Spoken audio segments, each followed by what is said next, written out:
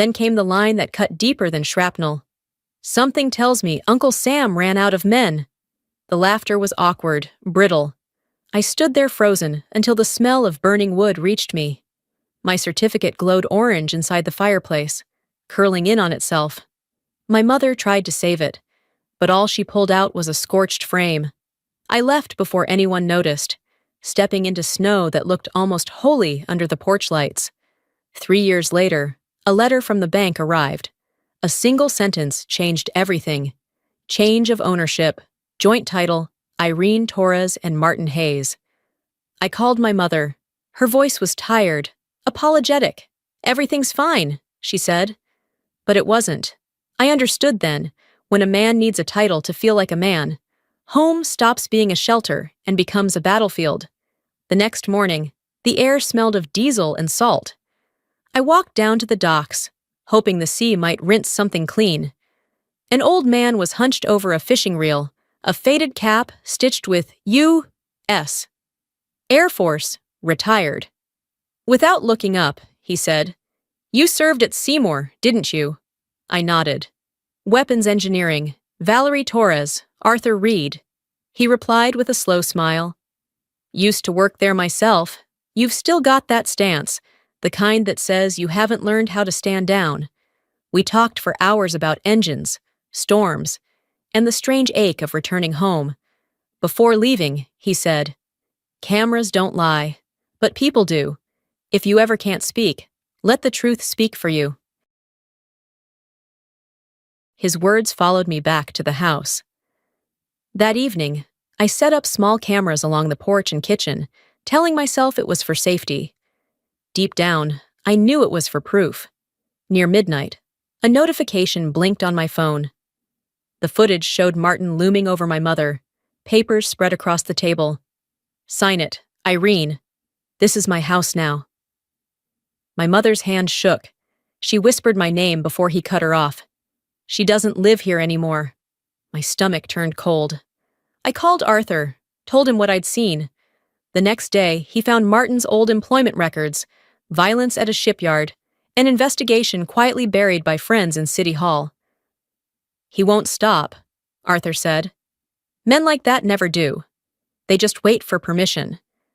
I saved the video, labeled the file proof, and taped a note above my desk. "Silence is how monsters breathe." The morning sky had the color of dull steel. I was hunched over an old drill in the garage when Martin called me to the table, his voice flat as a file. He sat there with his shirt open and a half-finished beer, eyes calculating like someone measuring a bargain. He asked for $50,000 to fix a rundown motel, framed it as a family rescue. If I helped, he said, he would finally treat me like his own. I answered steady and short. If he wanted respect, don't start with money before breakfast. He smiled the smile that didn't reach his eyes and told me he made the rules in that house. I told him I designed weapons. I knew how to take pressure. My mother squeezed my hand under the table, like she had some small we could both hold. Later that afternoon, a bank alert popped up on my phone. $30,000 had gone out of our joint account. I went home to find my mother curled in a chair, red-eyed and apologetic. "He had threatened her," she said. I watched the camera footage and saw him slam the contract down. Voice low and cruel. "Sign it. Irene, or I'll show your daughter what real hell looks like." I saved the clip and sent it to Arthur. His reply was 2 words. "Keep quiet. Let him think you're weak." I understood then that he was setting a trap larger than intimidation. He was rearranging the furniture of fear. That night, I listened at my mother's door to the soft ruin of her crying while the TV drowned the sound. I gripped the banister and swore, aloud to no one, that the thing he thought he controlled would one day be what broke him.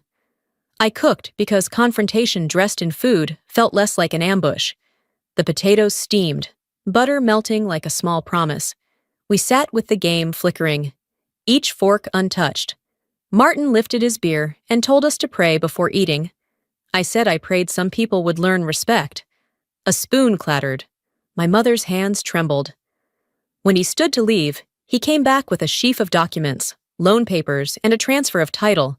He said he was saving my mother from ruin. I tore the top page from his hands and photographed it.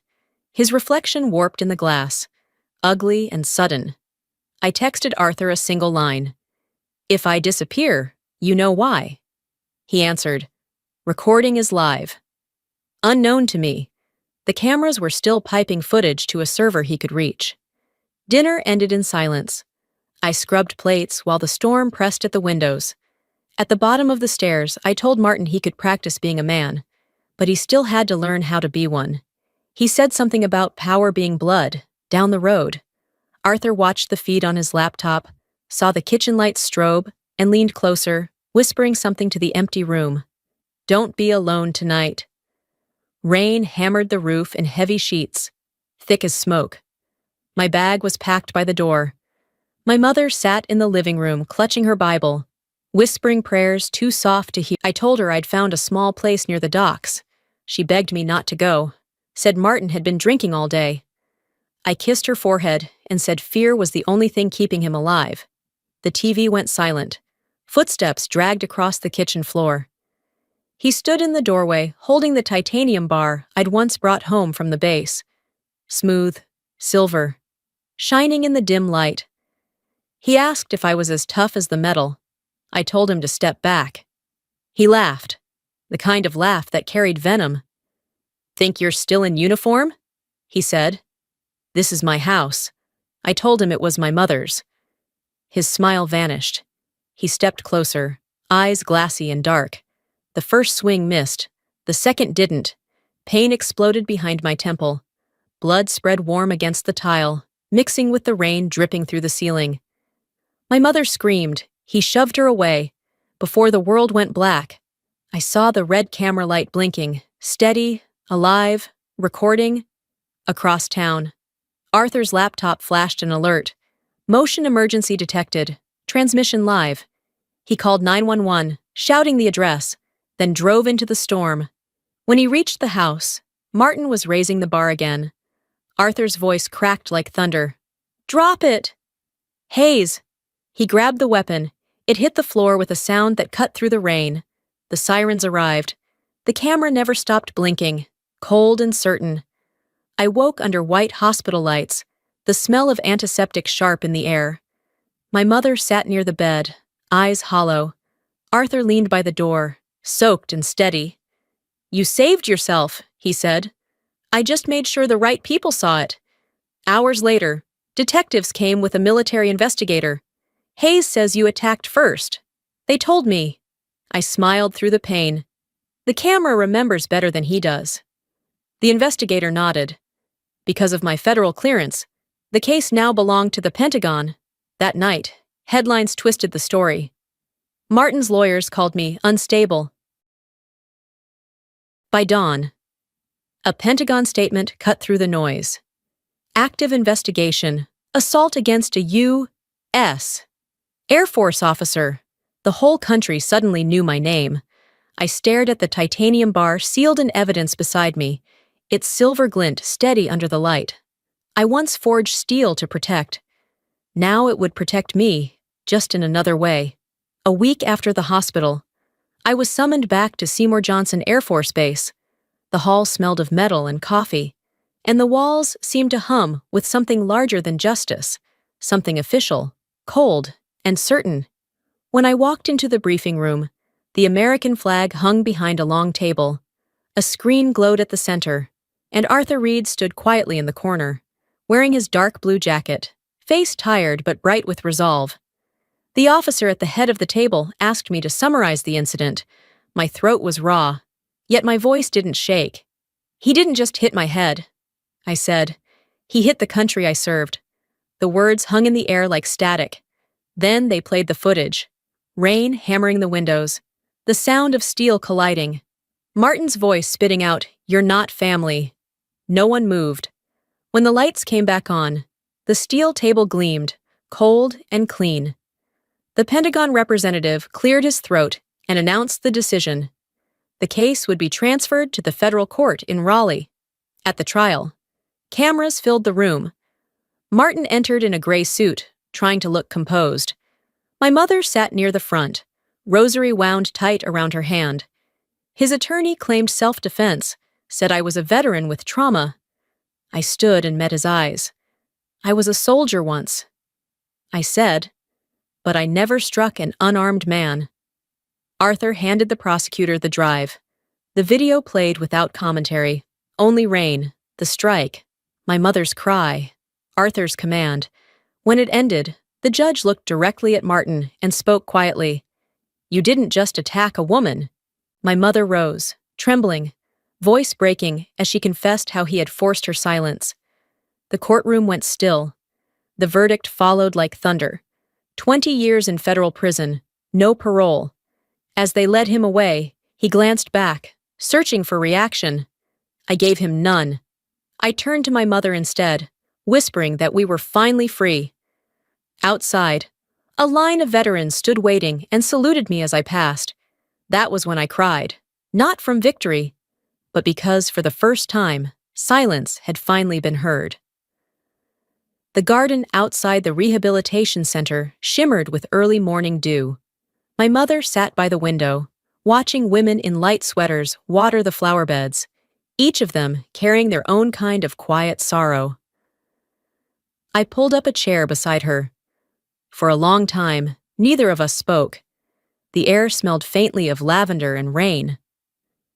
She finally broke the silence, her voice thin but steady. I used to think keeping quiet meant keeping peace, but silence only fed the fear, didn't it? I nodded, tracing the wrinkles on her hand with my thumb. You were brave, I said. You just didn't know it yet. I slipped something small into her palm, a single key, cool and heavy. Her fingers curled around it, then opened slowly. The word Haven was engraved on its surface. That's our new home, I told her. Arthur gave me his old house by the docks. He said it's seen enough battles. Now it's time for someone to live there. Her eyes shimmered, unsure whether to believe in peace after so long. I told her my plan, to turn that house into a center for veterans and women like her, people who had learned to survive in silence for too long. I'd call it the Iron Haven Foundation, a place not built from walls, but from what we endured. Arthur arrived that afternoon with a small box in his hands. He placed it gently on the table between us and opened it. I asked why. He looked at me for a moment, his eyes softer than I'd ever seen them. Because what hurts you can still protect others, if you forge it right. We sat there for a while, the three of us, in a silence that for once didn't feel dangerous. My mother ran her fingers across the metal's cool surface, and for the first time since the trial, I saw her shoulders relax. Weeks later, when Iron Haven opened, the air was filled with the scent of salt and fresh paint. The American flag hung over the entrance, its fabric catching the morning sun. People gathered, veterans, survivors, neighbors who had watched too much and said too little. My mother stood near the gate, a light blue scarf around her neck. Arthur stayed in the background, arms crossed, a quiet pride in his eyes. Midway through the ceremony, a letter was handed to me on official stationery from the Department of Defense. It was short, formal, signed by a general I once knew only by title. The department extends its gratitude to Valerie Torres for her service to veterans and her contribution to civilian justice. As I read the words aloud, a hush fell over the crowd. I wasn't the woman on the floor anymore. I wasn't the soldier caught between duty and fear. I had become something forged from both, living proof that strength, when tempered by compassion, could turn even pain into protection.